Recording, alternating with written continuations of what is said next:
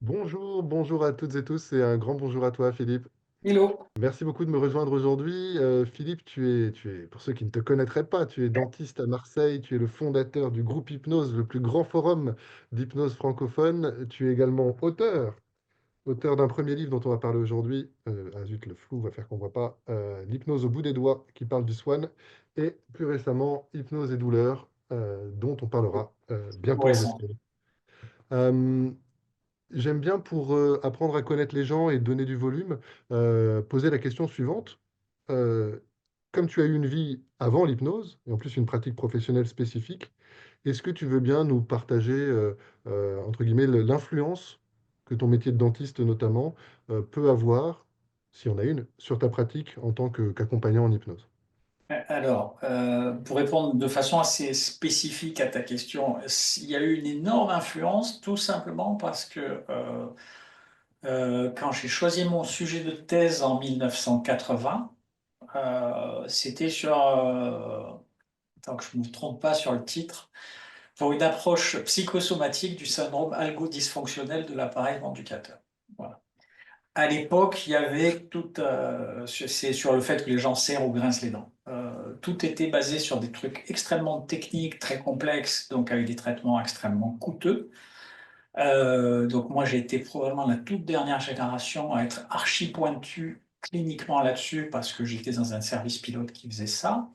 Je suis rentré dans ce service pilote un peu par hasard parce que je commençais à m'interroger sur ma thèse et j'avais pas trop envie de faire un truc les dents, les trous, bouchés, machin. Je suis tombé sur deux articles de deux Américains, Laskin et Green, qui parlaient du bruxisme et qui en parlaient comme on parlerait, si tu veux, du fait de se ronger les ongles ou de jouer avec ses cheveux, enfin, un truc à la limite de la manie, si je puis dire. Et à l'intérieur, il y avait une brique d'articles qui donnait des chiffres sur des traitements placebo. Et les chiffres étaient hallucinants. Comme quoi ils avaient des améliorations qui tenaient à 18 mois sur pratiquement 40% des gens. Et le truc qui a été le clic, c'est qu'il y avait aussi deux lignes sur, pour 11% des gens, il y a une aggravation avec des migraines et des nausées, des vomissements. Donc pour des pilules de sucre. Et là, je suis d'un naturel assez curieux. Oui, ça fait ça, voilà, c'est ça. Et je me suis dit, ça, je veux comprendre comment ça marche. Du coup, je suis allé voir le patron du service en lui disant, voilà, il y a ça qui vient de sortir. Je voudrais faire mon sujet de thèse sur ça, donc qui était vraiment l'opposé de la façon dont travaillait le service. Et le patron du service, il y a eu un joli blanc où je l'entendais penser quasiment, où il se disait, bon, ça fait chier parce que c'est tout le contraire de tout ce que je fournis, voilà, qui me permet de faire le tour de l'Europe. Mais en même temps, c'est bien dans un service d'avoir le couillon utile, on va dire. Voilà. Et puis, s'il y a quelque chose derrière l'article. Voilà. Et je vais faire un peu plus court. Donc, pendant que je préparais ma thèse, c'est ce qu'on appelle des thèses de deuxième cycle. Comme il n'y avait aucun article sur ça, à part les deux articles des deux Américains, et que je ne pouvais pas faire un truc, enfin, j'aurais pu techniquement, mais je ne voulais pas faire un truc tout petit, je me suis interrogé sur, et maintenant qu'on sait ça, qu'est-ce qu'on fait? Et parmi les thérapeutiques possibles, il y en avait une, c'est qu'est-ce qu'on peut faire sur quelqu'un qui dort? Voilà, donc une des thérapeutiques possibles était l'hypnose et j'ai commencé à m'intéresser à l'hypnose, donc on devait être toute fin 80 ou début 81, avec ce qui se faisait à l'époque, c'était de la relaxation. Typiquement, ça s'appelle le training autogène de Schultz. Une petite partie peut dériver vers la psychanalyse. Petit détail, parce qu'on va y revenir après, je venais de terminer ma psychanalyse, hein. J'étais en psychanalyse de 19 à 23 ans. Parce que j'ai eu une post-adolescence un peu compliquée, euh, ce qui explique aussi mon attrait pour ce que pouvait faire le placebo, etc. Donc j'ai fait de l'hypnose pour des gens qui serraient grincer les dents depuis ce moment-là. Le training autogène par rapport à ce qu'on fait maintenant en hypnose, c'est quand même, c'est un peu l'avion de Lindbergh par rapport à un Rafale quand même. Donc à un moment, j'ai fini par décrocher parce qu'il fallait des patients très compliants, etc. Et je crois que ça devait être en 2006, je pense. Un ostéo avec qui j'étais copain, il me dit, ah, l'hypnose, machin, etc. Donc évidemment, mon premier réflexe, avec mon gros melon comme ça a été, je connais, ouais, j'en ai fait depuis 20 ans, mais bon, c'est ta, ta, ta. Puis le gars me dit, mais regarde quand même. Et il y avait le net. Et moi, je suis sur le net, j'étais sur le... Pareil, j'étais sur le net avant que Microsoft pense que ça marche, il n'y avait pas encore Explorer. Donc j'étais habitué à chercher tout ça, j'ai pas de problème à parler en anglais, donc c'est arrivé très vite. Et je me suis dit, bon, on va voir ça. Et donc, mon approche de l'hypnose a été pour, euh, pour ça véritablement liée à ma profession. Ensuite, je dirais, il y a une autre très grosse partie, j'ai fait le calcul il n'y a pas longtemps parce que ce genre de chiffre m'amuse. Euh, je crois que je suis à pratiquement 90 000 consultations ou soins, enfin, séances dans un métier où le rapport au patient est quand même extrêmement particulier. Et donc, euh, la relation patient, pour moi, c'est quelque chose d'extrêmement simple. Parce que Hmm. j'ai jamais été comment dire, un praticien dominant. J'ai toujours été un praticien assez collaboratif. L'hypnose m'a aidé énormément dans ma relation patient parce que j'ai commencé à savoir sur quel bouton il fallait jouer, sur quel timing il fallait aller, mais avec une tendance qui me conduisait déjà vers ça et une pratique qui est monumentale. Je veux dire, quand les hypnos disent ouais, les patients sont difficiles, bah, demande-toi ce qui se passerait si potentiellement tu peux leur demander le prix d'une voiture allemande ou que tu avances avec une seringue à la main et que tu leur dis je vais vous arracher quatre dents. Plus toutes les phobies qui vont avec mon métier. Donc la qualité de la relation, l'ensemble de ce qui fait que il faut tout de suite, tout de suite, tout de suite créer de la confiance, aller chercher de l'alliance, jouer sur l'alliance, voir constamment où est le patient pour éventuellement s'arrêter, lui restituer du contrôle, etc. C'est que des trucs qu'on a en thérapie. Donc moi, j'ai fait ça donc pendant 30 ans, un petit peu pifométriquement, quoi, hein. Et puis à partir du moment où j'ai commencé à voir les trucs d'Erickson, il y avait plein de machins. Mon héritage de psychanalyse a beaucoup aidé. Mon psychanalyste a été un praticien merveilleux, merveilleux. C'est Euh, bien d'entendre ça, parce que souvent dans le milieu de l'hypnose et même de l'accompagnement en général, il y a un regard très caricatural et négatif sur la psychanalyse. Du coup, c'est sympa d'avoir un retour positif d'une expérience patient en plus. oui, oui. Et le gars, peut-être que c'était le seul mec qui me convenait, j'en sais rien. Mais avec moi, il a été parfait. Il m'a laissé une ouverture et ça pouvait être extrêmement frustrant parfois. Mais la qualité de la relation a tout le temps été là, la qualité humaine était perceptible. Donc, la psychanalyse m'a posé un problème, c'est que j'ai souvent recherché les 2 ou 3 séances où maintenant je peux savoir ce qui s'est passé, où je me suis retrouvé en transe profonde sans savoir comment j'avais bien pu y arriver. Euh, voilà. Mais par contre, pareil, le gars, c'était, je sais, il était analyste clairement, mais je suis certain qu'il avait un poster de Carl Rogers dans sa chambre. Donc, toute cette partie-là, si tu veux, de l'hypnose, la relation patient, la suggestion constante, tout terrain, éventuellement non verbale, sur le timing, tout ça, moi, ça a été facile pour moi quand j'en ai eu besoin parce que j'étais déjà passé. des deux côtés. Génial, tu dis, je synthétise parce que c'est très riche et je vais être sûr d'avoir capté. Ton travail en tant que dentiste, ça t'a forcé, à cause du contexte, des enjeux, de peur, toutes les phobies qu'on peut imaginer, à avoir très tôt et avec beaucoup de répétitions, un focus sur la qualité de l'alliance et de la relation. Ton expérience avant ça en tant que patient d'un psychanalyste, visiblement rogérien, en tout cas sensible à l'importance de la relation, ça va déjà planter des graines, en tout cas c'était venu en résonance positive avec ce soin et cet intérêt sur la relation au-delà des techniques, et puis cette porte d'entrée sur le bruxisme qui du coup, en fait, a justement ouvert à cette pratique euh, dans laquelle, donc toi, tu as donc, la pratique en cabinet de dentiste, tu peux faire de l'hypnose pour aider tes patients qui viennent et qui peuvent avoir des difficultés émotionnelles par rapport aux soins, et tu reçois également en cabinet pour des demandes non dentaires, et tu es également formateur, notamment formateur pour le soin. Ça couvre à peu près l'ensemble du paysage, et tu es auteur. À peu près ça, à peu près ça.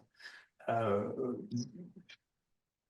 non, non le reste, on pourrait continuer à en parler, mais le reste, ce sont des détails liés au fait que je suis un lecteur qui ne s'arrête jamais de lire. Donc, bon, Euh, on peut j'ai une s'arrêter. question. J'ai une Oui, question, je ne sais pas si elle sera opportune. Au pire, tu peux me dire, bah non, ça ne me concerne pas, et puis on passe à autre chose.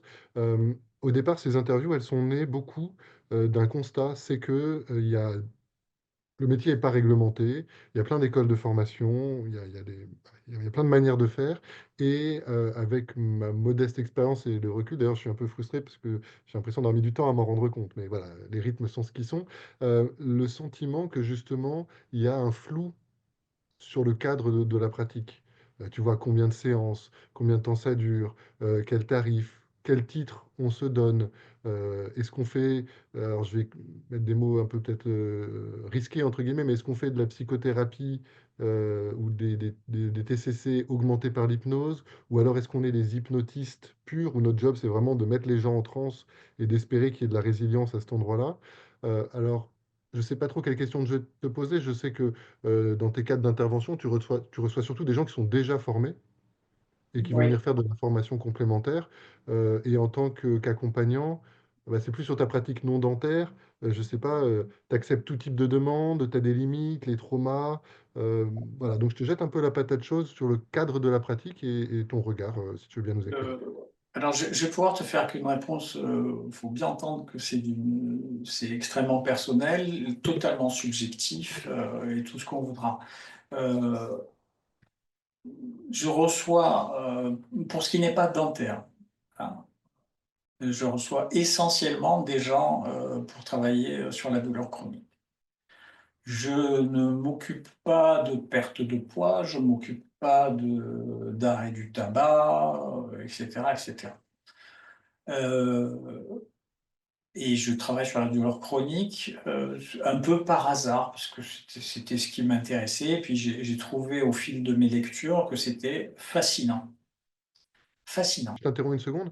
Je crois que c'est une des rares applications de l'hypnose, en tout cas de mémoire dans le rapport de l'INSERM. Oui, Il me semble que c'est une des rares où ils ont réussi à avoir une forme de démonstration, en tout cas un niveau de preuve de l'efficacité qui est confirmé par des études scientifiques, ce qui ouais. est assez dur. Je crois qu'il y a le syndrome du côlon irritable, la douleur et la douleur chronique. Est-ce que Tu c'est l'as ça dans plusieurs trucs. Pour te dire, il y a un code CCAM, donc, qui est gravé dans le marbre par la sécurité sociale pour l'hypnose, mais uniquement lié à la douleur. Donc, c'est pas pris en charge pour autant, mais il y a un code comme quoi la sécurité sociale dit pour la douleur, l'hypnose est un outil intéressant. chronique et aigu, ou Hein? juste chronique? Chronique et Si, aigu, ou juste... spécifiquement. Il d'accord. spécifie. C'est pour la douleur. Ensuite, est-ce que c'est pour mieux connaître leurs pratiques et du coup, ils peuvent étendre ça, je dirais, du bloc, même si au bloc, les problèmes anesthésiques sont mal exprimés la plupart du temps, à la maladie chronique, je ne sais pas. Mais en tout cas, au moins, ça leur donne un référentiel là-dessus. Sinon, sur les limites de ce que je fais, bon, moi déjà, je suis associé à des psychiatres, donc soigner du trauma, ça ne me viendrait pas à l'idée. Par contre, que moi, à titre personnel et privé, je maîtrise un minimum de choses au cas où il y ait une séance où, ouf, voilà, ça c'est autre chose. Donc, j'ai un minimum de pratiques, minimum, hein, des stimulations bilatérales alternées. Euh, j'ai suivi des formations sur le trauma, notamment avec Evelyn Joss. Dans ma bibliothèque, j'ai pas de quoi construire un igloo, mais de quoi faire autour du trauma, de l'EMDR, des ego states, du reparentage, voilà. C'est, je pense que cette partie-là, il faudrait que à peu près tout le monde l'ait, simplement parce qu'on ne sait pas ce qui peut se produire pendant une séance. Voilà. C'est pas l'idée n'est pas de moi je vais me spécialiser dans le trauma parce que déjà légalement le risque d'annoncer spécialiste du trauma si tu n'as pas marqué psy quelque chose là-dessus, il n'est pas énorme, il est absolu, absolu.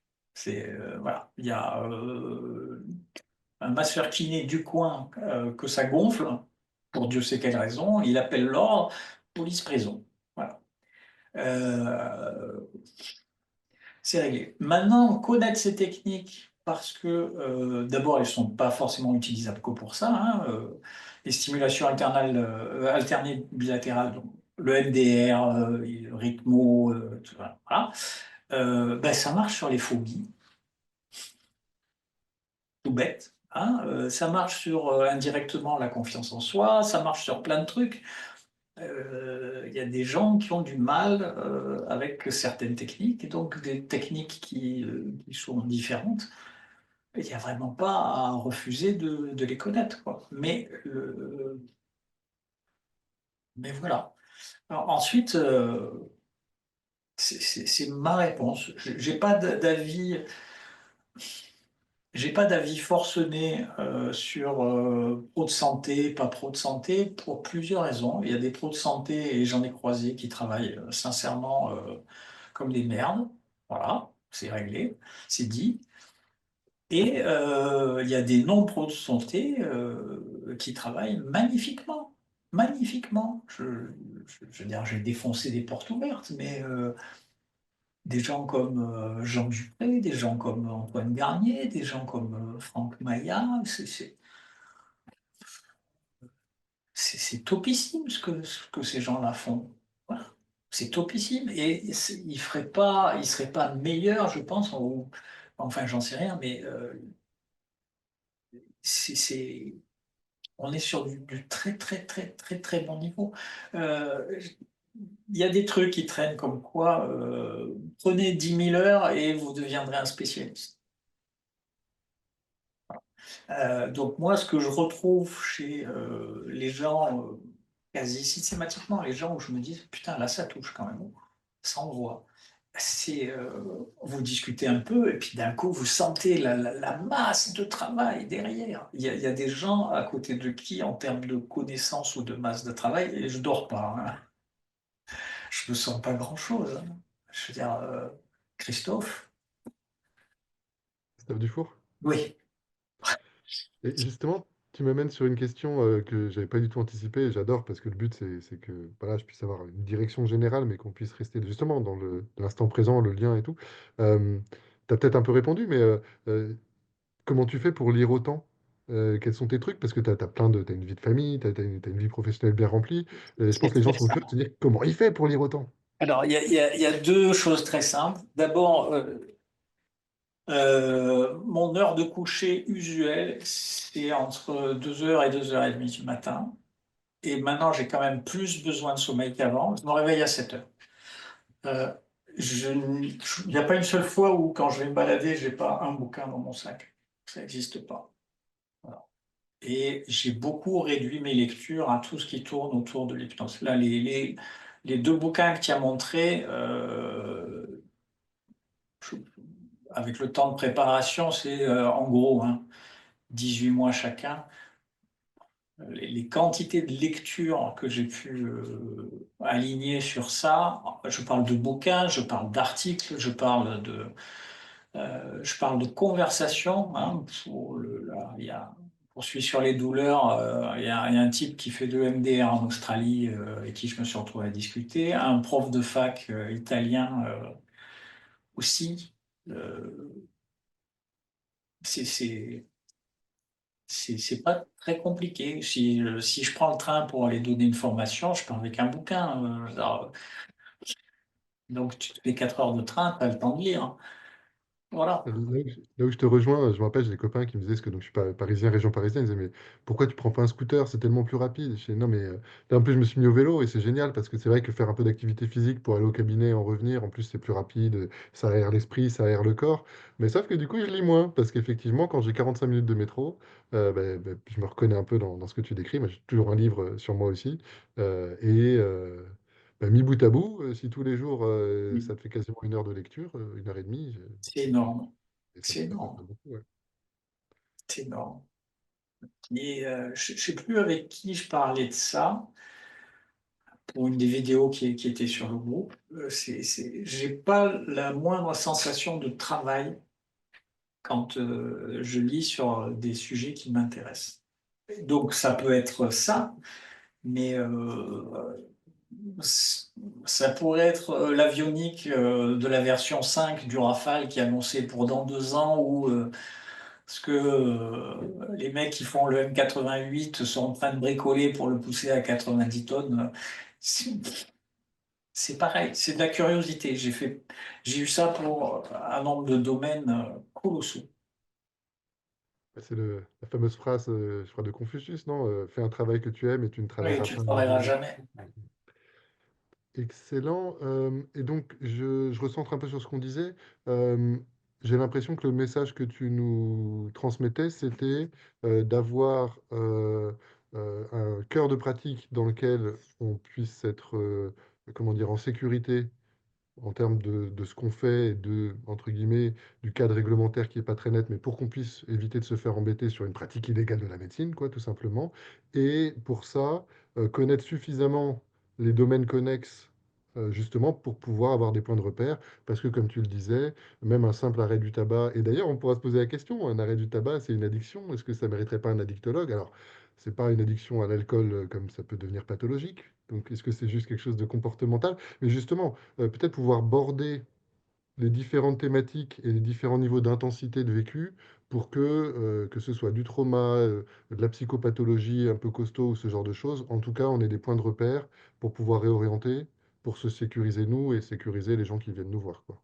Ben, si tu veux, là, je vais reprendre une de tes dernières paroles. Dans ma pratique normale, c'est normal d'adresser des gens. J'adresse des gens pour des trucs que je ne fais pas sans même que ça me fasse lever un sourcil. Il y a machin, il le fait 500 fois dans l'année. Moi, aller chez machin, ça ne me pose aucun problème. Si tu veux, un des trucs qu'il y a avec l'hypnose, c'est que soit certains se sont peut-être un peu engagés et il y en a qui font ça quand même très très très bien. Hein. Donc c'est pour ça que je dis certains et que je donne aucun nom euh, sur quoi que ce soit. Certains se sont peut-être engagés dans un truc qui est trop fermé et d'autres ont un peu l'impression qu'ils ont récupéré une espèce de baguette magique qui sert à tout et qui, du coup, comme la baguette est magique, ça pourra marcher un peu dans tout le monde. Il suffira d'augmenter la température ou la profondeur ou non. Je suis pas du tout, pas du tout, pas du tout, pas du tout un spécialiste de la systémique, par exemple. J'allais te poser cette question parce que si jamais, du coup, je pose les idées, il y a le côté, pour moi, les limites, c'est un peu le côté trauma, côté psychopathologie et côté systémique. Et après, tout Alors, ce qui est domaine médical. Pour les si tu veux, non-médecins, pour les deux premiers, je te dirais volontiers oui. Pour la systémique, je pense que c'est une fois que tu as compris que les gens ne vivent pas suspendus par un fil et que leur problématique existe dans un cadre, de temps en temps, ça vaut le coup de s'intéresser au cadre. J'y pense parce que il n'y a pas si longtemps, j'ai reçu une patiente qui est hypno, qui est venue me voir parce qu'elle se sentait au fond du trou. Euh, avec son compagnon qui souffre d'un cancer. Et donc, il y avait des problèmes autour de tout ça et il se sentait perdu là-dedans. Donc, au bout de 10 minutes, j'ai su ce que je voulais et devais lui dire. Ça n'a pas empêché qu'on a parlé, parce qu'elle avait besoin de vider son sac pendant 50 minutes. On n'a pas fait d'hypnose. Et au bout de 50 minutes, je dis, bon, vous vous rendez bien compte que il manquait quelqu'un dans la pièce. Et que tout ce que vous me racontez, c'est des choses qu'il faut raconter à lui. Pas, ah, c'est pas important que vous me les racontiez à moi. Là, ça vous permet de. Voilà, mais tout ça, lui, il a besoin de savoir. Et donc, moi, je vais vous prescrire une tâche. Quand vous allez rentrer chez vous, déjà, vous arrêtez de faire bleu, vert, rouge, etc. Et à un moment qui sera propice, vous direz, voilà, il faut que je te parle. J'ai besoin de savoir ce que tu attends de moi. Bon, ça a été la fin de la séance. J'ai eu le retour, voilà. Et à partir du moment où elle lui a calmement, parce que le gars a botté en touche, je suis fort, j'encaisse tout, voilà. Donc là, tu as vraiment un raccourci de séance. Donc ensuite, ils ont eu juste cette discussion en disant, ouais, j'ai besoin de savoir ce que tu attends de moi, comment je dois me comporter par rapport à toi, et que tu arrêtes de te cacher derrière ton doigt en disant tout va bien, je suis fort, j'encaisse tout, etc. C'est pas de ça. C'était typiquement un truc où s'il avait à foutre d'hypnotiser cette pauvre fille. Oui, c'est exactement ce vers quoi je souhaitais qu'on vérifier qu'on allait. C'est-à-dire que parfois l'hypnose, qui est une action intra-psychique, intra-personnelle à l'intérieur de la personne, c'est opportun. Mais parfois, si le problème il est dans la relation, alors au contraire, non seulement ça risque de pas marcher, mais ça pourrait même culpabiliser la personne en lui donnant l'impression qu'elle est porteuse du problème, alors que c'est une responsabilité partagée. Et donc, toi, peut-être tes lectures, ton bon sens, encore que la systémique, parfois ça challenge un peu le bon sens immédiat, t'a permis d'avoir une action plutôt systémicienne ou systémique, on va dire. Euh, Totalement. Tu t'es peut-être un petit peu improvisé, il y a des gens dont c'est le métier. Et donc, en tout cas, pour les gens qui ont cette pratique de l'hypnose, au moins, je rejoins ce que tu disais, avoir une forme de lucidité du fait qu'il y a parfois des enjeux systémiques, peut-être à savoir suffisamment, avoir les grandes idées des axes d'intervention pour se faire une idée de ce que ça représente et des enjeux, pour pouvoir réorienter ou faire un début d'intervention qui soit vraiment vertueux, quoi. Et donc, si tu veux fixer un cadre, c'est assez compliqué. Je- Si un jour il y a quelqu'un qui légalement veut fixer un cadre à ça, ben, amuse-toi bien, hein. J'ai Enfin, je l'impression pense que ça tiendra plus à des luttes de pouvoir qu'à à des ouais, qu'il trucs y a des- raisonnés.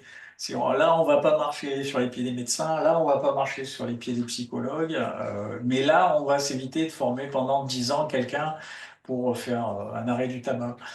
Euh, ça risque de tourner autour de ça. Encore que actuellement, je crois qu'il y a d'autres choses en cuisine. En tout cas, ouais, enfin, je sais pas si tu as une vision politique, etc. Mais bon, c'est pas forcément le cœur de l'entretien. J'ai l'impression que, en tout cas, ces entretiens avançant, ces interviews avançant, ce qui se dessine effectivement, c'est un peu un cadre en creux, c'est-à-dire d'avoir un peu les limites. Moi qui, et peut-être que c'était une démarche un peu d'ailleurs égocentrée à la base, je m'en suis pas rendu compte, hein. Je pensais que je voulais mettre à disposition de l'intelligence et mettre en avant d'autres personnes pour créer de l'intelligence collective. Et puis je me rends compte qu'en fait, j'en tire des bénéfices directs. C'est un peu des séances de supervision directe à chaque fois. Tu parlais de Christophe Dufour, ma pratique a déjà complètement évolué depuis qu'on a fait cet entretien ensemble. Donc, voilà. Euh, je pense que j'avais comment dire, une volition, une mise en mouvement intuitive, inconsciente qui m'échappait. Euh, Comme le temps file et que on a certaines contraintes par rapport à ça, j'avais envie de t'amener sur, à la fois en tant que praticien en hypnose, donc là plutôt le côté praticien pour les gens qui viennent te voir, donc plutôt douleur chronique, tu disais, et aussi ton regard et ton expérience de formateur. Euh, Au-delà des enjeux économiques du marché qui est un peu saturé, etc., je propose que ça, on évacue la question, parce que je pense que les gens qui nous écoutent sont probablement au fait de tout ça et que ce n'est pas le cœur de cet échange. Mais euh, avec le recul, avec ton expérience, avec tout ce que tu as lu, tout ce que tu as mis en place, quels sont, en tant que praticien et en tant que formateur, les quelques je sais pas si c'est des trucs et astuces, mais les infos, les prises de conscience où tu te dis, OK, ça, ça, si je l'avais eu plus tôt, je me serais évité peut-être des pertes de temps, j'aurais pu être encore plus efficace. Les pépites que tu Euh, pourras avoir partagées. alors, déjà, les fantasmes de pouvoir que tu vas te balancer par la fenêtre, hein, du style, quand je serai assez bon, en 5 secondes, je vais les mettre par terre, j'en fais de la pâte à modeler, je vais les changer, dégage. Euh, voilà. Là-dessus, ça fait quand même quoi, plus de 200 ans, 250 ans qu'il y a de l'hypnose.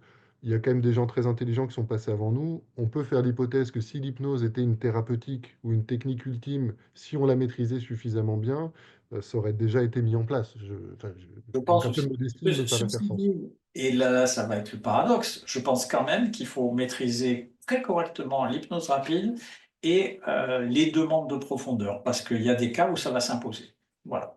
Hein, c'est juste le coup de un anneau pour les posséder tous. Qui est, voilà. Le deuxième point, c'est l'inverse de ça. La dernière chose à faire pour un hypno, c'est à ne pas maîtriser l'hypnose ou en avoir peur. Et donc, Attends, ne tu pas dis, utiliser des mots comme dormez, dormez maintenant, etc., etc. Pardon, tu Oui, dis humilité, savoir que on va pas pouvoir contrôler le monde et réussir avec la technique à modeler tout le monde sur mesure très, très efficacement en une séance, etc. Et en même temps, tu dis bien maîtriser la technique, être à l'aise avec les différentes techniques, d'ailleurs les différents courants peut-être, être à l'aise avec la capacité à induire de l'hypnose, à gérer les résistances, à induire de la profondeur, et tu dis s'autoriser à utiliser le genre de vocabulaire, dormez. euh, oui. ouais, Je ok. veux dire, ça n'a aucun sens. Il y a deux mots quasiment qui sont des mythes en hypnose. C'est dormez et vos paupières sont lourdes. C'est comme se dire, je vais faire du vélo, mais que sur la roue arrière. Ça n'a pas de sens. Ça n'a pas de sens. Ça n'a pas de sens. D'autant qu'au-delà de ça, euh, la grande force de certains hypnos, notamment de ceux qui se considèrent comme des magnétiseurs, c'est leur conviction interne. La conviction interne de l'opérateur, c'est peut-être 30% du résultat hypnotique. Je ne parle pas de thérapeutique, je dis hypnotique. Et donc, quand vous dites à quelqu'un, maintenant vous pouvez ouvrir les yeux ou dormez, etc., si vous posez la question avec cette espèce de petit recul, l'œil en coin, en disant bon putain, est-ce que ça va marcher ou pas, etc., c'est pas pareil comme, que quand c'est établi comme je le demande parce que je sais que ça va arriver. Euh, je ne vais pas rechercher la phrase qu'il explicite en anglais de Erickson, mais Erickson le dit. Les gens font parce qu'ils savent que c'est ce que je leur demande de faire et que j'attends qu'il se passe. Because Voilà, I mean it. Ouais, tout à fait. voilà, because I mean Comment, it. comment tu construis cette compétence? Alors, on se rejoint tous les deux à aller faire de l'hypnose de rue. Pour moi, ça a été aussi, il y a eu un avant et un après. Tu te rends compte que l'hypnose, ça marche. La vraie hypnose qui tâche, où tu as du phénomène hypnotique, des hallucinations. Et aussi que, en tout cas, c'est mon expérience, vu que l'hypnose de rue est assez scriptée et répétitive, tu te rends compte aussi que c'est surtout le sujet qui crée l'hypnose, puisque à proposition identique, les réactions sont différentes. Est-ce que, au-delà de, voilà, d'aller faire de la pratique, de faire de l'hypnose de rue, d'aller se prendre des échecs aussi, de tester des choses qui marchent De pas, voir qu'on comment n'en tu meurt peux pas. aider les gens à accélérer, à gagner justement dans cette conviction qui effectivement, en fait, qui semble être un socle essentiel à ce qu'ensuite toute la technique suggestive puisse vraiment être efficace, quoi. Euh, je- à part l'expérience, avec les deux sens que ça a, hein, c'est-à-dire la quantité de fois où je fais X, Y ou Z, et la notion de je sors de ma zone de confort. Donc, le fait, pour faire court, d'un côté, de faire du ludique, voilà. Donc, avec n'importe quel inconnu, chaque fois que ça se présente, jouer, hein, en demandant des phénomènes. Et de l'autre côté, juste des gammes en répétant, répétant, répétant, répétant. Euh, Ensuite, je crois que le moment où c'est absorbé par un hypnose donné et la façon dont c'est fait, c'est très variable. Euh, Moi, j'ai commencé par faire de l'hypnose quasiment du street, mais j'en faisais très peu et sans être très confortable avec. Et je suis toujours pas totalement confortable avec. Par contre, quand il s'est agi de demander des choses yeux ouverts à quelqu'un en commençant en disant est-ce que vos pieds ont déjà collé par terre? Et faire tout les yeux ouverts, ou expliquer à quelqu'un vous allez parler avec votre main sans ressentir que je suis un cinglé complet ou voilà. Ça a toujours été simple pour moi. Et donc, je pense que c'est à partir de là que le truc c'est plus élargi au reste. Mais là, probablement, je crois que c'est en avril, je vais sûrement aller refaire 2 jours de street, comme des gens font des gammes. Voilà. C'est aussi bête que ça, hein. C'est pas que j'en ai pas fait, hein. J'en ai fait à Las Vegas avec Jackie il y a 10 ou 12 ans, donc c'est bon, hein. J'en ai fait à Lyon, j'en ai fait à Marseille. Je- Mais je sais que c'est un truc que je fais très ponctuellement et qu'à chaque fois, j'ai la même petite. Donc j'en refais parce que c'est bien de se botter un peu le cul. Mais, et puis c'est souvent amusant. Faut pas se leurrer. C'est amusant. Euh, pour aller encore plus loin, je pense que toutes les émotions de peur, de honte, qui peuvent limiter les gens dans la capacité à aller aborder des inconnus dans la rue pour leur proposer de l'hypnose, ça, je pense qu'on s'y reconnaît tous, même ceux qui sont le plus à l'aise, il y a souvent quand même des freins à dépasser. Là, je pense que je suis pas sûr que ça ait beaucoup de valeur ajoutée, que tu nous donnes des pistes, parce que ça ressemble à une séance d'hypnose classique, quelque part. En revanche, moi, il y a quelque chose qui m'avait touché, et je pense à cette question, donc je te la partage. Euh, un truc qui m'avait limité, c'était la peur de décrédibiliser l'hypnose ou Oh de non. donner l'impression à la personne que l'hypnose marcherait pas, parce que quand je fais mes gammes, je suis peut-être pas le meilleur hypnotiseur, tu vois, quand je débute, quand j'ai pas encore anticipé tous les scénarios. Comment est-ce que on reste respectueux de cet outil quand même merveilleux, tout en s'autorisant à faire ses gammes et à apprendre? Alors, je ne crois pas que l'hypnose avec un grand H nous demande du respect. Euh, pour en revenir à ça, si ça foire, d'abord, ben, c'est un foirier, point. Je peux le prendre à ma charge en tant qu'opérateur. Les gens auront tendance à dire ça ne marche pas, mais soit parce que l'opérateur est une brêle, soit parce que l'hypnose ne marche pas sur moi. Quand on fait de l'hypnose et que ça ne marche pas 80% du temps, le sujet a tendance à se dire je suis nul ou ça ne marche pas sur moi. C'est pas l'outil qui est remis en question. C'est la capacité de la personne à vivre ça. Voilà. Donc, de toute façon, plus le temps avance, plus je pense que euh, le rapport avec le patient doit être respecté dans des proportions absolues. Le- la façon de travailler avec lui, si respect du patient il y a, je ne mets pas plus de valeur à l'hypnose au massage frontal ou non.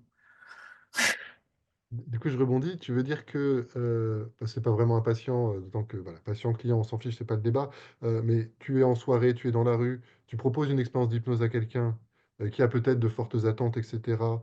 Euh, Tu testes une rupture de pattern, peut-être que tu essayes deux, trois trucs, ça ne prend pas. Ta manière de réagir va être de plutôt assumer ta part de responsabilité Ouais. potentielle. Et voilà, peut-être que je n'ai pas trouvé les bons outils, j'ai pas trouvé les bonnes manières de faire. Peut-être qu'il y a des enjeux de contexte. Il y a des gens, effectivement, ils vont se lâcher en spectacle, mais moins en accompagnement. D'autres, ils ont besoin de quelque chose de plus En personnel. spectacle, faut bien différencier l'enjeu. En spectacle, c'est l'autorisation à quelqu'un de montrer son cul. Je peux faire du mooning. Pendant un quart d'heure, je peux faire n'importe quoi. Je n'y suis pour rien. J'étais en état d'hypnose, docteur. C'est tout. C'est tout. Il y a des gens qui sont très susceptibles et qui, dans un spectacle de mesmer, j'ai plusieurs, au moins 2 personnes en tête. Euh, rien ne se passe. Il y a un article Mm. extraordinaire, extraordinaire. C'est une fille qui faisait de l'hypnose avec des autistes et elle obtenait des phénomènes. Les mêmes autistes sont pris en charge par des hypnos. Certains ont des phénomènes, d'autres pas. débrief général. Pourquoi il ne s'est rien passé avec lui? Lui, il n'est pas gentil. Pas de rapport, autiste, crac, on verrouille tout. Donc, on revient à des notions de cadre, des notions de rapport, des notions d'alliance, etc. La clé de la suggestibilité, excuse-moi, c'est pas la clé de la suggestibilité. La clé de la disponibilité à répondre, c'est l'alliance. Voilà.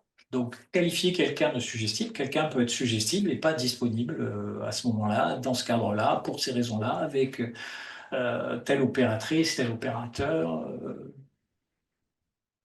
c'est tout. Génial, très clair. L'alliance et la motivation, probablement que dans les situations d'urgence, où voilà, il y a une Bien sûr, disponibilité à répondre qui va grimper, oui. alors que si tu es en soirée et que tu as peur que la personne te fasse faire un truc ridicule devant tes potes, Par probablement. exemple. Alors que tu peux être méga Ouais. suggestible ou que tu n'as pas envie, que tu es en train de parler avec quelqu'un, la conversation t'intéresse et le mec vient te casser les pieds avec «Ah, oh, t'as déjà collé les mains». Ah, femme cool. J'ai un souvenir ému d'une formation que j'ai suivie avec toi. Ça commence à remonter. Et quelque chose que j'ai modélisé chez toi, je trouve, c'est justement cette tranquillité et ce sens du jeu. D'ailleurs, on retrouve le cadre d'exploration beaucoup chez Jordan Verro. Voilà, je tenais déjà à te remercier avec le recul, de dire, dans l'échange qu'on a là, voilà, la prise de conscience s'impose. Et ouais, c'est vrai qu'en fait, cette force tranquille que tu dégages, cette sympathie, cette tendresse à l'égard de l'autre, une forme de curiosité de tiens, euh, on a tous des limites qu'on peut dépasser, on peut aller plus loin que ce qu'on sait, que ce que tu sais de toi. J'avais d'ailleurs fait vivre une transe profonde à une de tes stagiaires dentistes lors d'un des exercices, justement avec du questionnement et de l'exploration. Tu vois, c'est une expérience qui est restée avec moi. Euh, j'ai deux questions pour finir le temps trop rapide qu'on a ensemble, mais très précieux. La dernière, je te l'ai dit déjà, comme ça, et ton cerveau peut s'y préparer, c'est de te laisser la scène ouverte, entre guillemets, s'il y a un thème qu'on n'a pas abordé ou une question que tu aurais aimé que je te pose. Et en laissant celle-là infuser, euh, c'était parce qu'il y a peut-être des gens qui font de la formation, qui veulent faire de la formation, et moi-même, je suis formateur en hypnose aussi. Pareil, je ne sais pas quels sont tes trucs et astuces pour favoriser la meilleure pédagogie possible? Alors, je sais pas si je suis un très bon pédagogue. Je pense que je suis un très bon pédagogue pour les gens comme moi, ça j'en suis sûr. Parce que j'ai une tendance à fournir des kilos d'informations, y compris en amont. C'est-à-dire que en amont de la formation, mes stagiaires, en général, ont déjà la copie du PowerPoint avec des zones de notes. Certains, je sais, s'en serviront pas, pour d'autres, c'est essentiel. Assez souvent des articles et des documents, et assez souvent aussi des vidéos.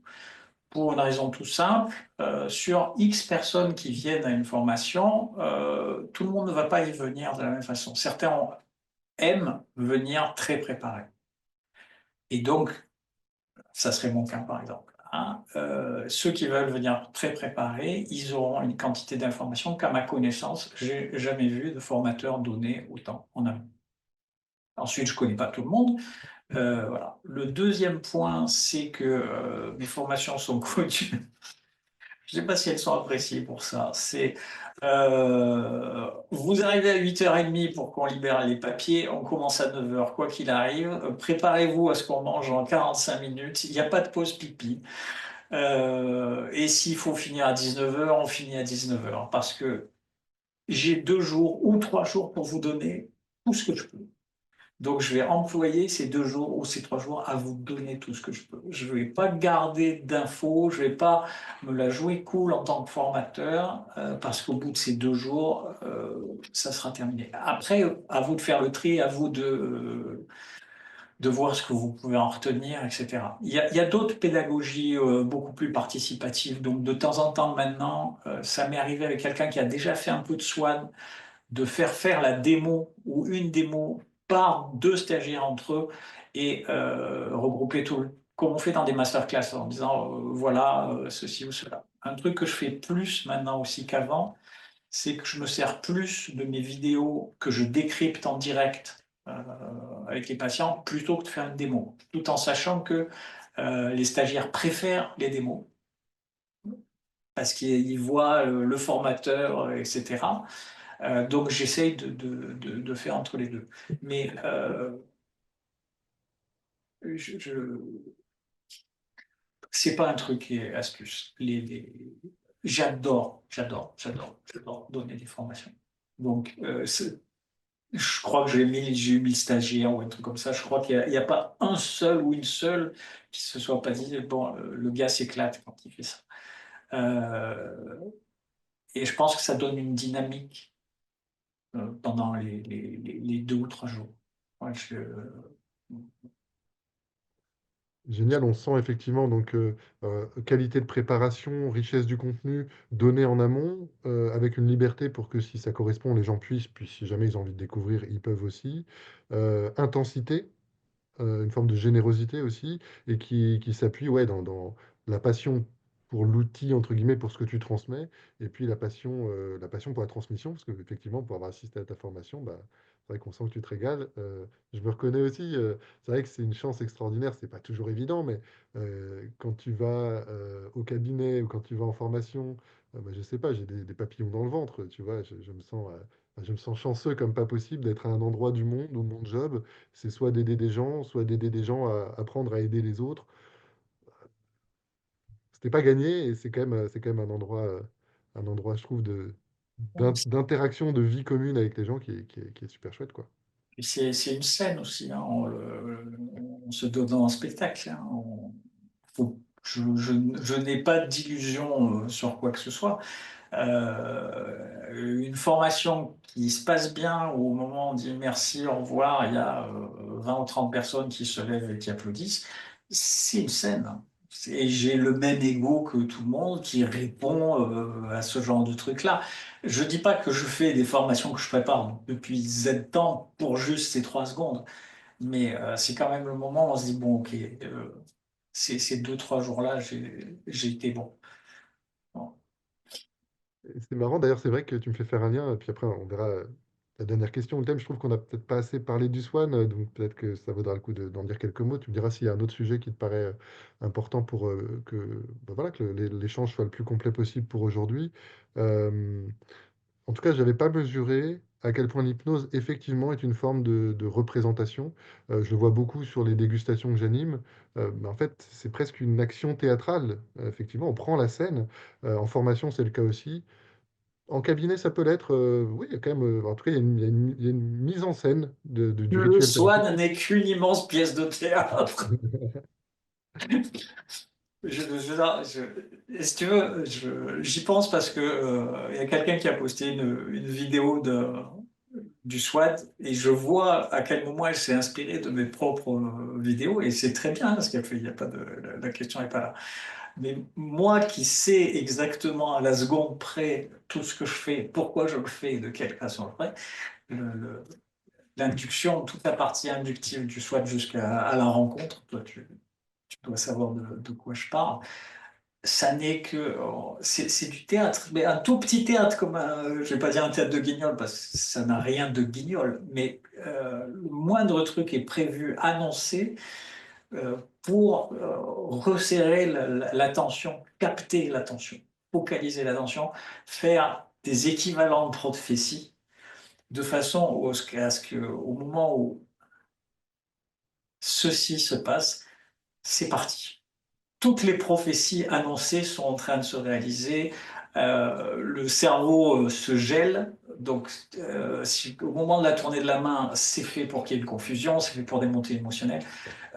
Tout est archi-calibré, tout est prévu pour que je donne l'impression de ne rien faire, alors que je passe mon temps à ensevelir le patient de suggestions, à avoir le langage le moins hypnotique possible. J'ai pas de voix d'hypno à ce moment-là, rien. Et simplement donc commencer en disant est-ce que vous voudriez faire l'hypnose où vous allez tout voir, où vous allez tout entendre et où vous vous rappellerez tout. C'est- Comment c'est- dire non? Comment dire non à cette proposition? Ça n'est que cette phrase-là n'existe que pour déjà avoir un oui, écarter les résistances, garder les yeux ouverts, donc vous allez tout voir, il n'y a pas de problème. Et à un moment, dès que les phénomènes arrivent, c'est, entre guillemets, c'est trop tard, c'est parti. Parce qu'il y a eu cette fameuse... les 3 premières minutes sont faites pour mettre en place une gigantesque disponibilité à répondre. Avec la sensation d'un contrôle, vu que je vois tout, j'entends tout. Mais comme disent les anglo-saxons, l'hypnose n'est pas un état de paupière. Mais les paupières peuvent contribuer à renforcer la conviction de la personne qu'elle y est ou qu'elle y va. J'ai Mais l'impression pas sur que... cette phase pas sur cette phase-là inductive. Ouais, oui, oui, c'est la conséquence.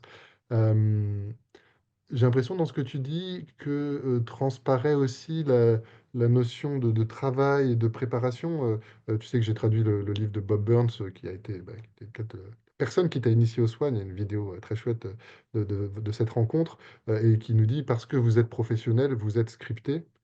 J'ai l'impression que ce que tu nous dis en filigrane, c'est effectivement l'importance de la focalisation de l'attention, une forme d'absorption, confusion, montée émotionnelle, voilà, c'est un peu les ingrédients de l'état d'hypnose, et qui, sous couvert d'être fait de manière très fluide par l'opérateur, euh, en fait c'est fluide parce que justement ça a été pensé, ça a été répété, probablement que tu as gardé juste ce qui était utile, tu as probablement testé des choses qu'ensuite tu n'as pas gardées, pour arriver aujourd'hui, et probablement qu'elle est encore vivante ta pratique, mais voilà, à des blocs en tout cas qui sont bien scriptés et que tu ne fais que répéter. Si tu veux, Dieu sait que je connais bien Bob, c'est sur le terme, si vous êtes professionnel, tout est scripté. Non, C'est non. à la Parce fois, que vous êtes professionnel, vous êtes parfois, scripté. Pas tout est scripté, mais ce vous êtes qui est, ce scripté. qui est à la fois vrai et un petit peu trop absolutiste. C'est, comment te dire, l'idée, en fait, c'est, tu vois les pianistes de bar qui sont capables de jouer toute la nuit, voilà. Euh, le morceau n'est pas écrit pour toute la nuit. Par contre, tu as assez de repères, assez de connaissances, assez de pratiques, assez de fluidité pour que tu saches que là, je vais tourner à gauche. Voilà. Il y a des choses qui ne se perçoivent pas, ne s'entendent pas, mais j'ai des blocs. Moi, tu me montres au moins, il y a des vidéos, toutes les 5 secondes, je peux te dire, j'ai dit ça parce que, j'ai dit ça parce que. Ensuite, suivant la réaction du patient, qui n'est pas une table en marbre, tu vas aller un peu plutôt à droite, un peu plutôt à gauche, insister un peu plus sur ceci ou cela. Donc, oui, c'est bien d'écrire certains trucs pour soi, en fait. Pas tellement pour les redire, mais pour les connaître, les maîtriser. Euh, dans les conseils que je donne à tout le monde, c'est filmer des séances, à vous, et revoyez vos séances. Principalement celles où vraiment vous avez été content de vous, pas forcément celles qui ont super marché, mais celles où vous avez été content de vous et celles où vous avez été pas du tout content de vous. C'est le truc qualitatif qui va être absorbé le plus facilement. D'abord, parce que c'est pas quelqu'un qui nous aura dit ouais, t'as vu, t'as fait ça, blablabla. Ah oui, ça sera en autonomie, vous l'avez déjà quelque part sous le coude. Donc, c'est Génial. À nouveau, je crois que Jordan fait beaucoup ça ou recommande beaucoup ça. Je l'avais fait un peu, je l'ai beaucoup fait aussi sur des enregistrements. J'encourage les gens à s'enregistrer pour s'écouter. Je me suis rendu compte que je parlais trop vite, que je parlais trop, que je laissais pas de temps pour que les suggestions prennent. Donc, en tout cas, voilà, cette pratique de s'observer, de s'écouter, et ça bouscule en totalement l'esprit. vidéo, tu as la chance d'avoir le feedback du patient en direct qui va te dire là, je n'ai pas laissé assez de temps, ou au contraire, là, j'ai laissé trop de temps, ou de se dire putain, mais pourquoi je n'ai pas autant regardé que j'aurais dû? Parce que là, il y a tel micro, machin, où il te suffit t'as pas besoin d'être ingénieur de l'hypnose pour à un moment dire qu'est-ce qui vient de vous passer par la tête là? C'est pas. Il n'y a pas besoin d'être un grand hypno pour ça. Mais, ni même de savoir ce que veut dire ce signe, comme dans Lie to Me. Quelque chose a bougé, tu demandes. Et pour ton sujet, il va dire, il a vu que introspection et création d'alliances, et, etc., etc. Et c'est pas, il y a zéro difficulté technique, ça. C'est, regardez vos patients. Du coup, ça me fait reboucler autre chose que j'ai modélisé chez toi, effectivement cette tranquillité avec le questionnement. C'est vrai que j'ai un groupe de supervision qui s'appelle Hypno Flemmard. L'idée, c'est que moins l'hypno en fait, mieux le client se porte. Et en tout cas, en tant que formateur et dans ma pratique, j'encourage beaucoup questionner, beaucoup. Il faut sentir, parfois c'est trop, ça peut déranger, ça peut nuire à la profondeur de transe si on n'arrête pas de harceler la personne. Mais en tout cas, avoir cette liberté de venir prendre de l'info. Vous en êtes où? Il se passe quoi pour vous? Et si on ne sait pas demander, en général, souvent il se passe des choses intéressantes où la personne, elle sait, plutôt que de nous se faire des nœuds au cerveau et prendre un risque énorme de projection, quoi. Et parmi toutes les choses que tu fais et que tu as faites, tu as notamment développé une expertise donc sur une technique, une méthode qui s'appelle le SWAN, le signe en anglais. Est-ce que tu veux bien voilà, nous en dire quelques mots, ce qui fait que ça te plaît à ce point, les spécificités, voilà, un petit peu de matière.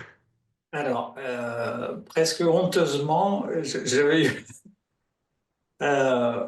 on m'a souvent posé cette question et finalement, après qu'on ait bien gratté, il y a un truc particulier avec le Swan, c'est, comme disait un copain, le Swan, c'est super stylé.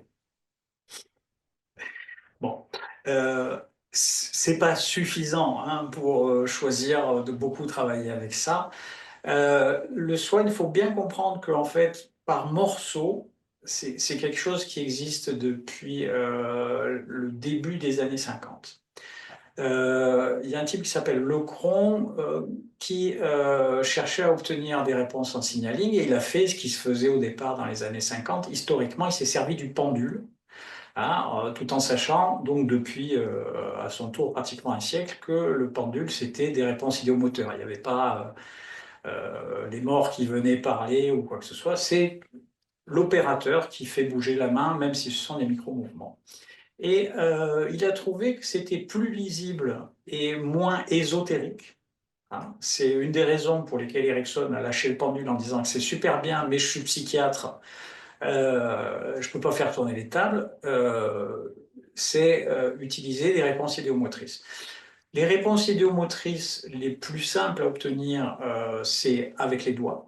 Hein. Il y a un magnifique article d'une fac allemande et de l'institut passons, d'un institut.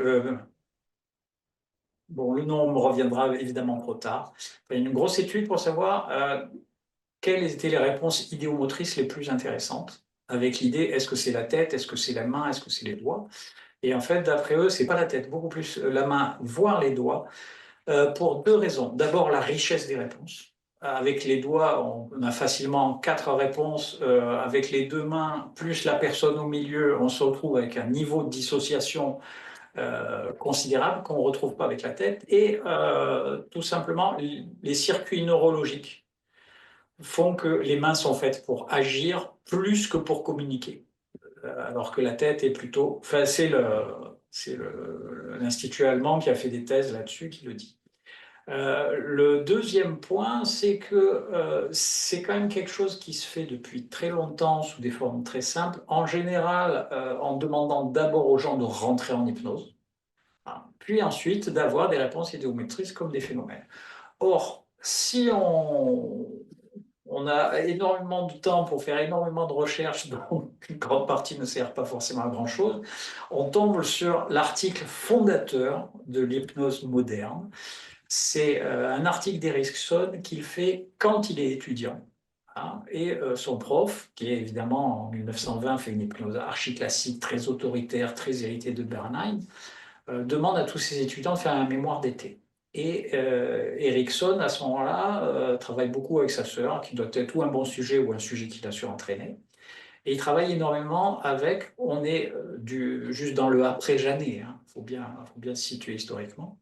Et il travaille beaucoup avec l'écriture automatique. Et il se rend compte au bout d'un moment que plutôt que de faire écrire des trucs, s'il demande à sa sœur de faire des gestes assez simples pour faire avec les doigts pour faire des T, des I, etc. Ça va beaucoup plus vite, c'est quelque part finalement plus lisible. Et il se rend même compte très rapidement que simplement en demandant des réponses comme ceci, il réintroduit la transe. Et en fait, c'est ce que on fait tous, hein.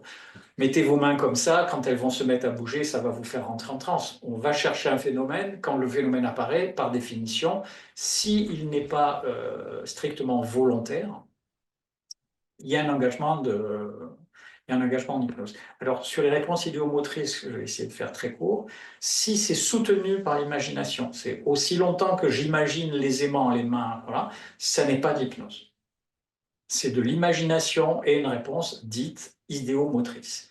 Si ça se fait tout seul et automatiquement, et donc il y a ce qu'on appelle une perte d'agentivité, je n'ai pas l'impression que c'est moi qui réponds, alors qu'évidemment c'est moi qui suis au bout du bras, faut pas arriver, c'est qu'on est entré en hypnose. Et donc un des gros intérêts du signe, c'est que on mêle beaucoup de choses sur un seul temps.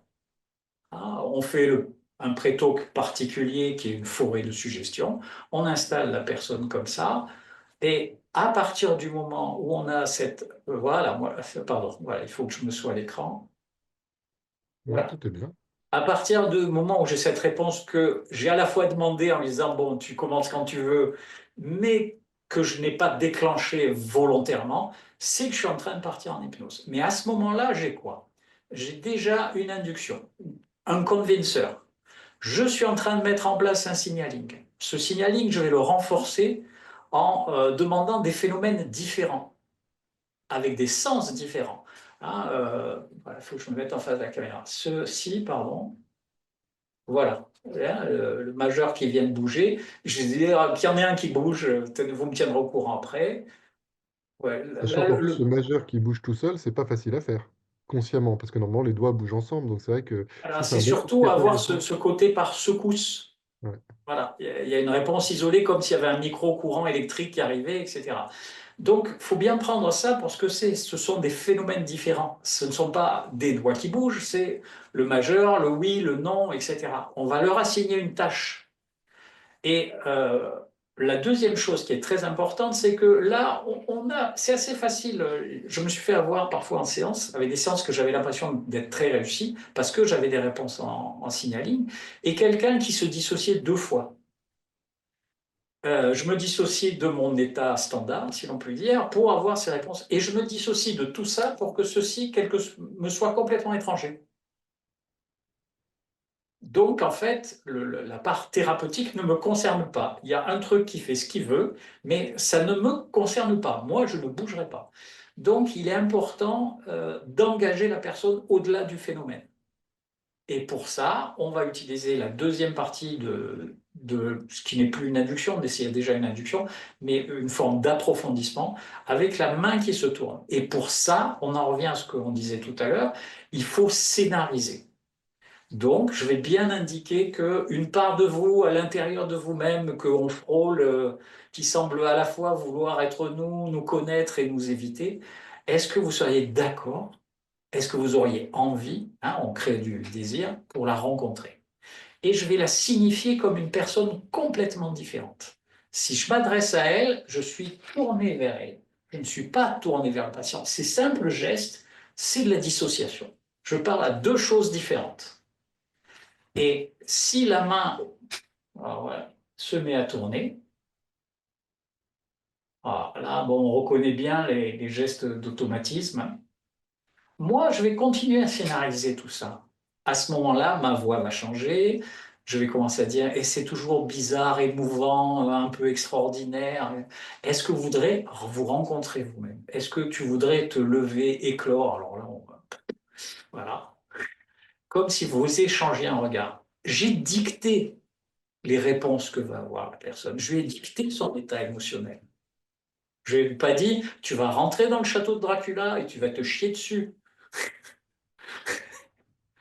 En dictant son, tu blagues, mais en dictant son état émotionnel, j'évite déjà cette contrainte. Et au moment où effectivement la main se tourne, si elle s'élève et clôt, et que la personne mord, si je puis dire, à ce côté, j'échange un regard avec quelqu'un qui est à la fois moi et pas moi, que je ne croise et que je ne connais pas, c'est fini.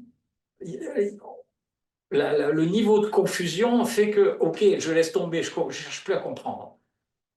Je suis bien obligé d'accepter la prophétie qui a été commencée avant. Or, toute ma prophétie commence à devenir effective.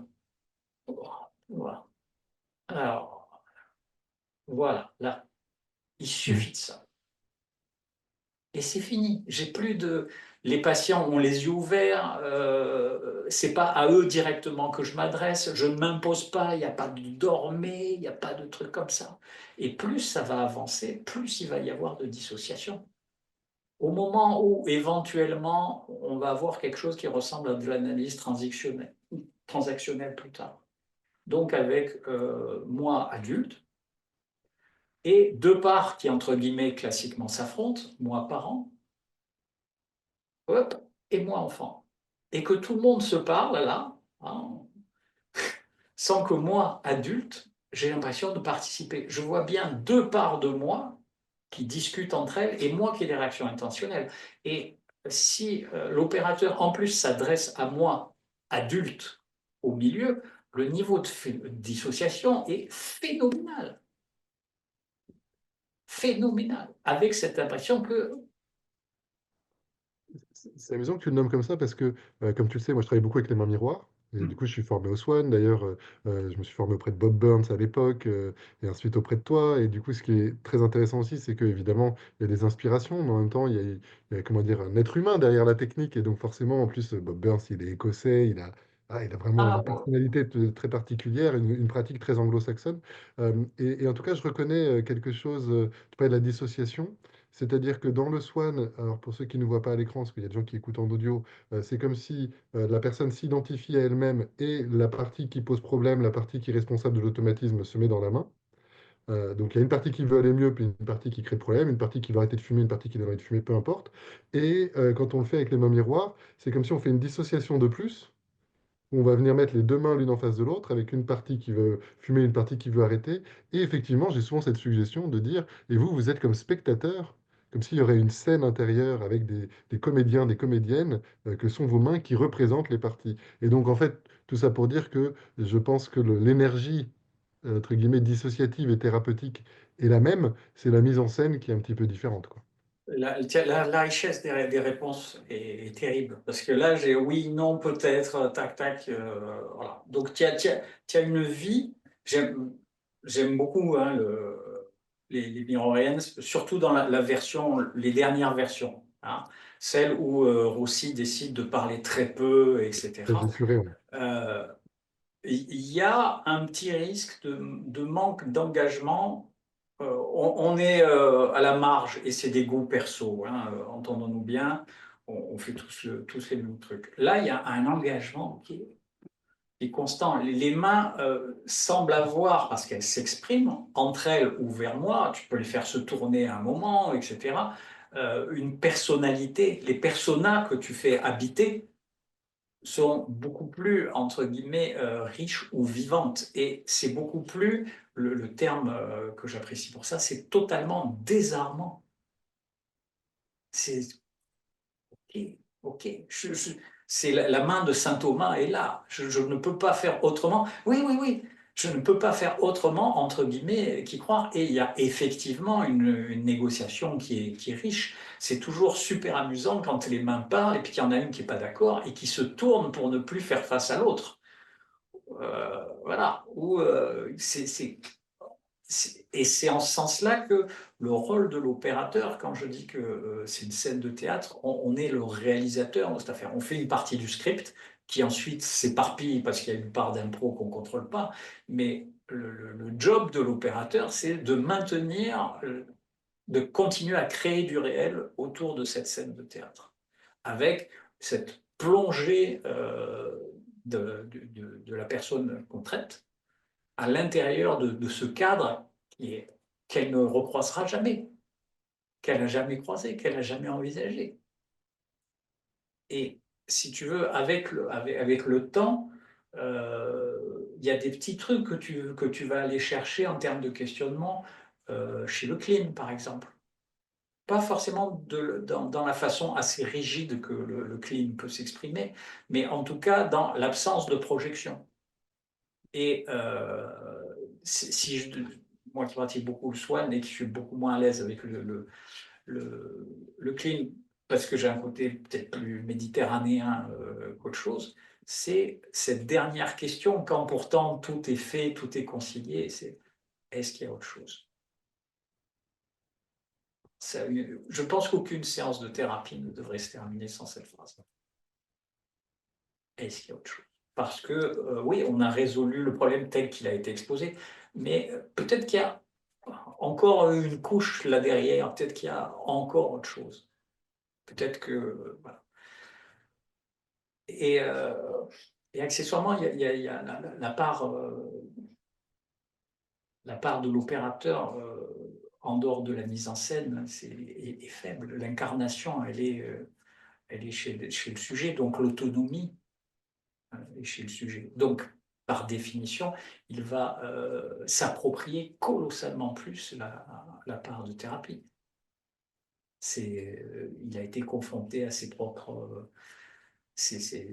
monstres, ses propres vides, ses propres désirs. Voilà, je vais être super honnête, d'ailleurs. Avec le swan, avec toutes les réponses idiomotrices, mais je pense fondamentalement avec toutes les thérapies, les choses énoncées par le patient, ça peut être uniquement ses désirs. Est-ce que tatati tatata? Oui. Et c'est le désir qui s'exprime. Est-ce qu'ensuite, il y aura une mise en place, un passage à l'acte et un équivalent de recadrage? Ça, on n'en est jamais sûr. Et il ne faut pas se leurrer, nous, là-dessus. On peut emmener le patient jusqu'à certaines limites, mais suivant ce dont on parle, ces réponses vont être sincères, mais ce sont peut-être ses désirs qu'il exprime, pas ses rapports. Et Oui, ce que tu dis, c'est que c'est justement, pas parce que peut-être que derrière, il y a autre chose et que pas parce que le doigt a dit oui, je vais le mettre en place, que ça se met nécessairement en place. Et d'ailleurs, je pense qu'on a tous fait l'expérience de séances qui paraissaient super réussies, où tout était aligné, puis finalement, dans la vraie vie, il se passe 15 pas jours grand-chose. après, Et inversement, des séances qui paraissaient ratées, dans lesquelles le système s'est quand même mis à jour. Euh, sur cette transition entre le côté provoquer un mouvement idéomoteur par de l'imagination ou de la suggestion et le fait qu'il s'automatise, de mémoire dans ton travail, finalement, tu es assez rapidement sur le deuxième pendant. J'ai l'impression que il peut y avoir des vases communicants, c'est-à-dire que c'est légitime même d'imaginer quelque chose volontairement jusqu'à ce que l'imagination devienne spontanée. Ça peut même être d'ailleurs l'objet d'une suggestion. Pour l'instant, vous l'imaginez, donc les mains répondent ou les doigts répondent, et au bout d'un moment, ça va devenir automatique. Euh, c'est ce qu'avait fait Jacquin à un moment avec le AIM, l'Automatic Imagination Model. Est-ce que vous pouvez imaginer, mais que ça se fasse tout seul sans sans que vous le vouliez, etc. Ce qui est donc, imaginez que ça se fait malgré vous, ouais. voilà, on ne sait pas vraiment si le chat est mort ou s'il est vivant. C'est un côté comme ça. Et je veux dire, moi, quand je fais des mains qui se rapprochent, des bras qui s'élèvent, pareil, je le fais par questionnement d'abord, parce que avec l'expérience, je me rends compte que quand on le fait par question, l'imagination des patients déborde Ouais. au-delà de Plus tout vite ce que qu'on aurait nous. imaginé. Il y a pas de comparaison. Je veux dire, tu colles des pieds avec des bombes d'aérosol qui sentent la pizza. Voilà, on n'y arrivera pas. Or, pour ça, pour que si le patient est d'accord pour imaginer des trucs aussi incroyables, je vais éviter le terme débile, ça signifie aussi qu'il y a une qualité d'alliance, qui s'autorise à imaginer en gros n'importe quoi avec nous. Et ça signe l'alliance. Ensuite, on va le focaliser en interne en lui demandant de plus en plus de détails jusqu'à ce qu'il crée un truc de plus en plus riche et complexe. L'avantage, c'est que cette focalisation interne, c'est une des parties dont on sait que ça conduit à l'hypnose. Le deuxième point, c'est qu'il y a un niveau de congruence qui peut atteindre quelque chose de tellement élevé qu'il devient impossible pour le patient de dire maintenant que j'ai imaginé tout ça, ça ne marche pas. On l'a trop embarqué, le niveau, si on peut envisager ça comme du IS-7, si on en a envie uniquement.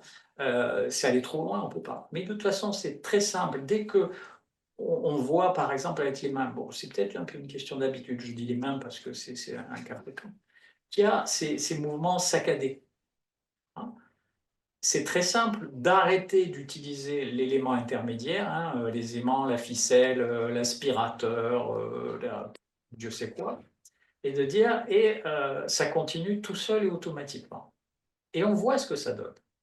Si ça marche, eh ben, on a supprimé, entre guillemets, la volonté. Hein, je me pousse à imaginer bleu, vert, un ballon, des élastiques, etc. Et ça se fait tout seul. Et donc là, on est bien en train d'avoir une absence d'agentivité qui se met en place. Et donc une véritable entrée en hypnose et pas juste de l'imagination qu'on entretient, etc. C'est très discret. Les patients ne s'en rendent pas compte. Si on veut le vérifier un peu plus, il y a des trucs tout bêtes. On passe vraiment à du truc posé, c'est gagné déjà. Donc il y a très peu de risques. Hein. Et de la même façon qu'elles se rapprochent toutes seules, les mains vont s'éclater simplement en entendant un claquement de doigts. En fait, c'est gagné. Il n'y a pas de risque à faire ça. Donc, on peut donner l'impression d'être Hercule sur Terre. C'est déjà parti. Est-ce que tu as l'habitude, et si oui, comment tu le fais, d'y adjoindre du phénomène privatif? C'est mon Moi, passage obligé, entre guillemets, pour valider de mon côté et du côté de mes clients l'état d'hypnose, et je construis progressivement, et j'ai pas mal réfléchi à ça, pour que ce soit avec le minimum d'échecs possible, mais qu'il y ait le moment où la personne, elle essaye d'empêcher que la main bouge, ou elle essaye de forcer le mouvement, et dans les deux cas, ça marche pas. alors, je le fais énormément, mais avec les paupières. Ok. Pour différentes raisons. D'abord, on en revient à une brique de discussion au début. Comme j'y crois vraiment, j'ai un taux de réussite qui est plus élevé. Je le fais quasiment jamais, sauf pour le fun, en première intention. Si je travaille sur la douleur et que je fais des trucs genre réification ou Dieu sait quoi, et je vois que la personne part en transe, donc je vais demander un phénomène, certes privatif, mais alors que ça fait 20 minutes qu'elle me dit oui à tout, directement ou indirectement, et qu'elle est en train d'entrer en hypnose. Et si vraiment j'en suis pas certain, je vais le faire sous sa forme, disons, hellmanienne, relaxer, voilà, vérifier que aussi longtemps qu'elles sont aussi relaxées, vous ne pouvez pas les ouvrir. Ce qui n'est pas de l'hypnose, hein. C'est vérifier que, un, c'est relaxé, deux, qu'on suit ce que demande l'opérateur, mais ça n'est pas une suggestion au sens, voilà. Et 5 minutes après, ou 10 minutes après, ou un quart d'heure après, je sais pas, je vais juste dire, ouais, ok, maintenant vérifiez que vous le vouliez ou non, euh, vos paupières sont incapables de s'ouvrir. Faites en sorte que pour le quart d'heure qui manque et le reste de la séance, ou aussi longtemps que je ne vous le demande pas, vous vérifiez que vous êtes incapable de le. Et un des gros avantages qu'il y a avec ça, c'est que je m'en sers massivement comme d'un ancrage pour tout faire redémarrer quand je ne suis pas là, etc. C'est beaucoup plus discret que d'être en voiture et que ta main commence à monter comme ça pendant que quelqu'un conduit. Ou voilà, tu es dans le train, tu as 2 heures à faire, voilà, tu verrouilles tes paupières. Réunion. Et de nouveau, là encore, on revient au début de la conversation, ça fait partie de ces mythes qui vont avec l'hypnose. Donc, il serait démentiel de se priver. Ça serait, voilà, c'est là, c'est simple, c'est facile, c'est accessible. Et pareil, vous voulez vous entraîner, ok. Entraînez-vous avec des sujets que vous avez déjà vus, entraînez-vous avec des sujets que vous savez réceptifs, entraînez-vous sur des séances qui se sont bien passées, où vous vous amusez à la fin, vous faites revenir la personne, vous faites un micro-fractionnement, et oh, avant de repartir, une colombo, moi j'appelle ça, hein, comme l'inspecteur. Même principe, c'est fini, mais en fait, c'est pas tout. Oh, au fait, j'y pense, je voudrais juste vérifier un truc. Est-ce que vous pourriez fermer, laisser vos paupières se fermer et faire en sorte que vous le vouliez ou non pour juste 1 minute. Vous soyez incapable de les ouvrir. Quand ce sera fait, vérifiez-les et faites-moi juste un tout petit signe de la tête. Et à peine je sais vérifier, tac, tac, tac, merci, parfait. Et maintenant, vous pouvez les réouvrir. Et donc, je me sers de la cape, du chapeau, du lapin. On vient nous voir aussi pour la cape, le chapeau. Alors, n'avoir que la cape, que le chapeau, que le lapin, je ne pense pas que ce soit une bonne idée, mais je pense que ce n'est pas une meilleure idée de s'en priver pour te répondre au tout début, pour respecter la grandeur de l'hypnose. La seule chose que j'ai respectée en thérapie, c'est mon patient. Et ben, merci pour tous ces éclairages. Je pense que tu t'as permis, j'espère, aux gens qui connaissaient pas ou qui connaissaient un peu, de sentir à la fois comment ça a été pratiqué, ça a été pensé, et pour le coup, ça se retrouve dans tes livres et dans tes formations, mais cette dimension, effectivement, sur le swan, d'un véritable couteau suisse qui, d'une espèce d'hypnose conversationnelle, peut rester à ces niveaux-là et en même temps dériver vers de l'hypnose profonde. Et ce que je retrouve aussi dans ton travail et que j'admire pas mal, c'est justement euh, cette finesse qui est pas juste je fais une suggestion ou je fais une technique, un phénomène hypnotique. C'est entre guillemets cette curiosité de sans cesse essayer de bien comprendre d'où vient quoi et pourquoi est-ce que je fais, vers quoi ça mène, dans une perspective relationnelle, hypnotique et thérapeutique. C'est l'avantage d'être un mauvais sujet, dans tous les sens du terme. Oui, génial. Tu projettes pas Non, sur le fait que ce soit facile, quoi. Ouais. voilà. Je veux bien que tu me fasses des trucs, mais il va falloir que je sache pourquoi. Si je te laisse le mot de la fin dans quelques petites minutes, je ne sais pas s'il y a voilà, un sujet particulier qui te tient à cœur, quelque chose que tu avais envie de partager, une question qu'on n'a pas évoquée, où tu dis ah, ça j'ai envie d'en parler. Ou si on a fait un bon tour, on peut aussi se Écoute, dire au revoir. je J'ai vais essayé te de te préparer, hein, je t'ai fait la bande-annonce, hein. Après, Oui, je tu me diras si ça a marché ou sais. pas. Franchement, j'ai trouvé le moment très sympa. Ouais, vraiment, j'ai apprécié. Je suis content, je suis content de l'interview. J'ai trouvé qu'elle était sympa. Bon, je sais pas si elle sera sympa pour d'autres observateurs que nous deux, mais je trouvais que c'était un bon moment. On a en plus, bon, on se connaît personnellement, hein, on s'est croisés en formation, on s'est croisés ponctuellement dans la vraie vie, voilà. Mais ça m'a fait plaisir de te voir, même si c'était cadré avec un objectif. Et tout à fait accessoirement, je trouve que c'est bien. Vous êtes deux ou trois à faire des trucs un peu dans ce genre-là. Manu Winter, bon, lui, il fait que de l'audio et sous une forme un peu différente. Je me rappellerai jamais de son nom de famille. Petit CAF ou un truc comme ça. Ouais, petit caf autour de l'hypnose, je crois. Mais je lui Voilà, mettrai le lien, on mettra les liens, pas de souci. c'est vraiment ce genre de truc est intéressant. C'est intéressant parce qu'il y a des abords un peu différents, c'est sur des formules qui changent de poste, etc., etc. Donc, je trouve que c'est très bien que des gens comme vous fassent ce genre de choses. Génial, bah écoute, ça fait chaud au cœur. Déjà même de prendre du temps et d'être ensemble, on est en visio, mais c'est quand même, moi, je trouve qu'il y a un lien humain. D'ailleurs, ça ouvre une porte vers la pratique de l'hypnose en visio qu'on ne va pas franchir ensemble aujourd'hui, mais en tout cas, on se rend compte que la qualité du lien, de l'alliance, les émotions peuvent être tout à fait présentes sur ce genre de format aussi. Et je finis souvent mes entretiens sur cette note-là. Je pense que vous avez perçu chez Philippe et moi la passion qui nous anime pour cette discipline, pour les échanges et pour les liens humains. Donc, je ne saurais que trop vous encourager à nous questionner. Si dans les commentaires, n'hésitez pas à nous alpaguer, nous dire oui, ça c'est pas clair, tiens, j'aimerais plus d'infos là-dessus. Je crois ne pas trop m'avancer en disant que Philippe et moi, on sera heureux en tout cas que cet échange soit plus un point de départ qui nourrisse de futurs échanges plutôt que un point d'arrivée en soi, quoi. Encore un immense merci à toi, Philippe, et à vous toutes et tous qui avez été avec nous jusque-là. Et on vous dit à très bientôt. N'hésitez pas à liker, partager, commenter. On sera ravis de poursuivre les échanges. Merci encore. Voilà. Encore merci, Adrien.